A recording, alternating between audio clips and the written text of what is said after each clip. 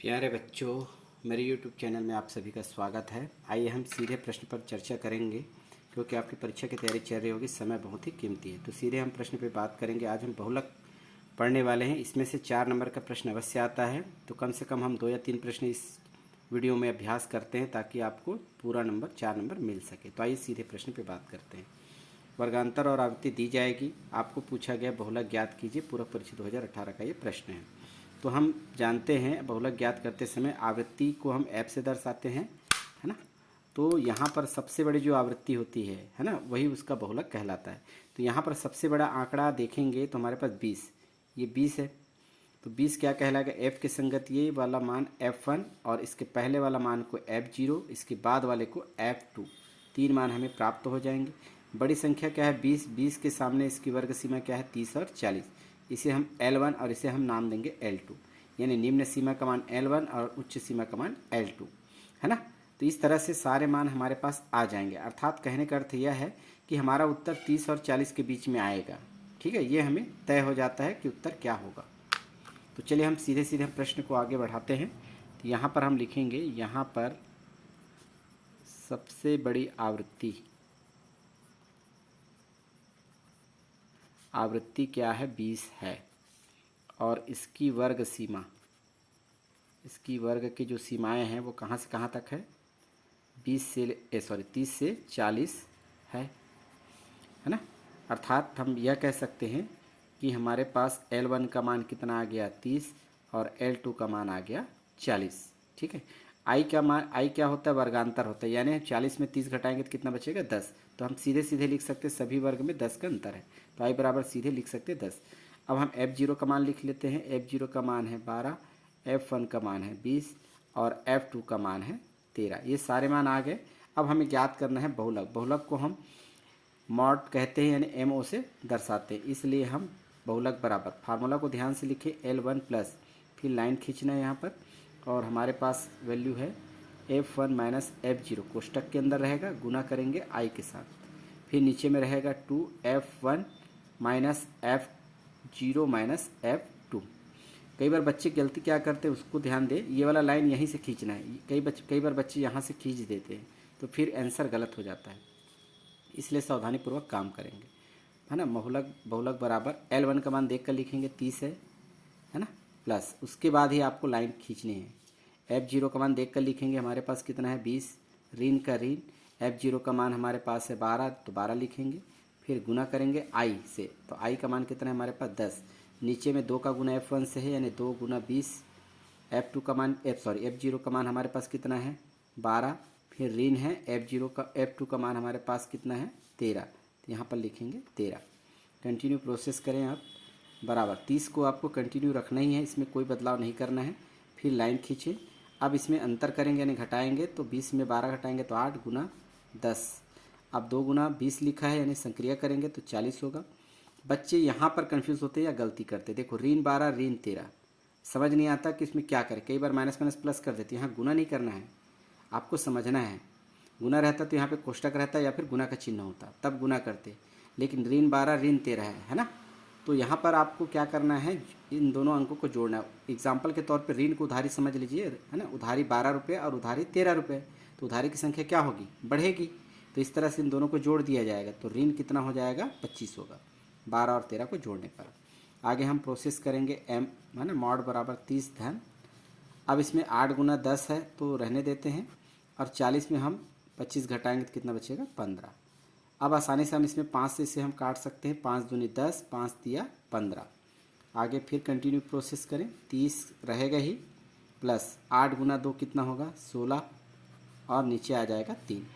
अब इसे हम भाग दे देते हैं, रफ कार्य कर लेते हैं। यहाँ पर साइड में हम रफ कार्य भी जगह है हमारे पास, तो 3 से भाग देते हैं 16 को, तो 3 पंचे 15, है ना। 5 बार जाएगा, 1 बचेगा। अब नंबर नहीं है तो दशमलव का प्रयोग करेंगे, तो यहाँ शून्य लगा सकते हैं, तो कितनी बार जाएगा? 3 बार। 3 तिया 9, 1 बचेगा, फिर जीरो ले सकते हैं, तो 3 तिया 9, यानी 5.33 आएगा। किसके स्थान पर? 16/3 के स्थान पर, है ना। बहुलक बराबर 30 धन, यहाँ पर आपको लिखना क्या है? 5.33।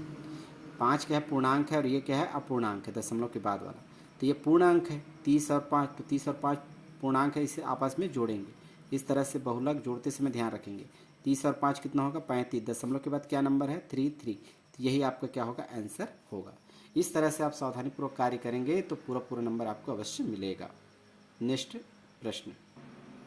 प्यारे बच्चों, इसी क्रम में हम एक दूसरा प्रश्न लाए हैं आपके लिए 2017 बोर्ड परीक्षा में पूछे गए प्रश्न। हम प्रश्न को ही दिखा रहे हैं और ये प्रश्न परीक्षा में पूछा गया था, तो ध्यान देंगे, इम्पोर्टेंट प्रश्न है यह भी, है ना। तो देखेंगे ये जो प्रश्न दिया गया है, सबसे पहले इसे आप लिख लेंगे, है ना। समय बचाने के लिए कुछ अंश लिख लिए हैं। यहाँ पर सबसे बड़ी आवृत्ति देखेंगे, इसमें आवृत्ति को बारंबारता भी कहते हैं, इसे हम एफ से दर्शा सकते हैं।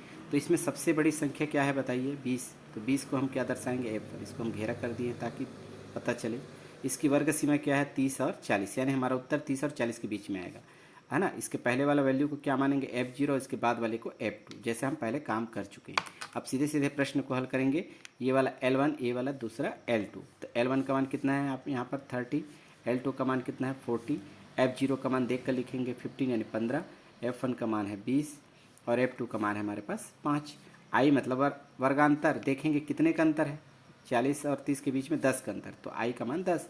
सीधा सीधा हम प्रश्न को सॉल्व करने जा रहे हैं। बहुलक बराबर L1 प्लस, फिर लाइन खींचिए यहाँ पर, फार्मूला एक बार लिख लें, F1 माइनस F0 याद रखें गुना आई, फिर 2F1 minus F0 minus F2। जल्दी से इसको सॉल्व कर लेते हैं।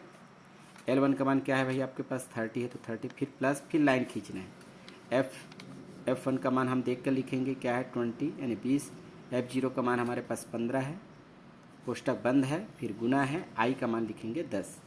फिर कंटिन्यू प्रोसेस में नीचे 2 गुना F1, तो 2 का गुना F1 से करेंगे। F1 का मान क्या है 20, ऋण का ऋण, F0 का मान आपके पास है कितना है 15, फिर ऋण है, F2 का मान हमारे पास क्या है 5।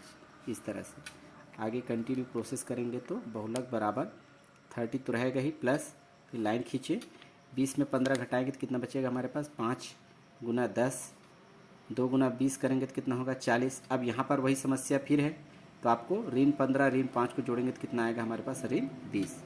इस तरह से बहुलक बराबर 30 धन 5 गुना 10 अभी रहने देते हैं, बट्टा 40 में 20 आसानी से घट जाएगा, तो क्या बचेगा 20। तो 10 से कम 10, 10 दूनी 20, यानी 5/2 बचेगा। इसे एक बार और लिख लेते हैं, बहुलक बराबर 30 धन 5/2। तो आपको इसको पहले सॉल्व कर लेना है, यहाँ पर रफ कार्य कर लेते हैं। 2 से भाग देना है 5 को, तो 2 दूनी 4 होगा, 2 बार जाएगा, 1 बचेगा। अब दशमलव का प्रयोग करेंगे, छोटी संख्या है तो अब ये 10 हो जाएगा, तो 2 पंचे 10, तो ये 2.5 यहाँ पर आएगा इसकी वैल्यू। तो यहाँ पर हम आगे बढ़ाएंगे, बहुलक बराबर 30 तो रहेगा ही, प्लस इसको हम लिखेंगे 2.5, चाहे तो इसके आगे 0 भी आप लिख सकते, कोई दिक्कत नहीं है। इस तरह से बहुलक बराबर 30 पूर्णांक है, इसमें 2 पूर्णांक है, तो 30 और 2 को ही जोड़ना है, 30 और 2 32.50, क्योंकि दशमलव के बाद 2 अंकों में लिखना होता है, इसलिए 0 लगा दीजिए। तो यही आपका आंसर होगा। एक और प्रश्न देखते हैं। इसी क्रम में तीसरा महत्वपूर्ण प्रश्न है, 2022 में सीजी बोर्ड में पूछा गया था, ये बहुलक का। यदि आप तीनों प्रश्न अभ्यास कर लेते हैं तो आपका 4 नंबर निश्चित होगा। तो चलिए देखते हैं, प्रश्न को इस तरह से लिख लेना है। यहाँ पर सबसे बड़ी आवृत्ति, पिछले प्रश्न में ये मैं इसके बारे में लिखना भूल गया था, उसे आप सुधार लीजिएगा। यहाँ पर सबसे बड़ी आवृत्ति देखेंगे तो सबसे बड़ी डाटा यहाँ पर आप देखेंगे तो क्या है 16 है, तो यहाँ पर आपको लिखना है आवृत्ति क्या है 16 है, ठीक है। इसकी वर्ग सीमा क्या है 20 से 30, इसे नीला स्याही से लिखना है वैसे तो, है ना।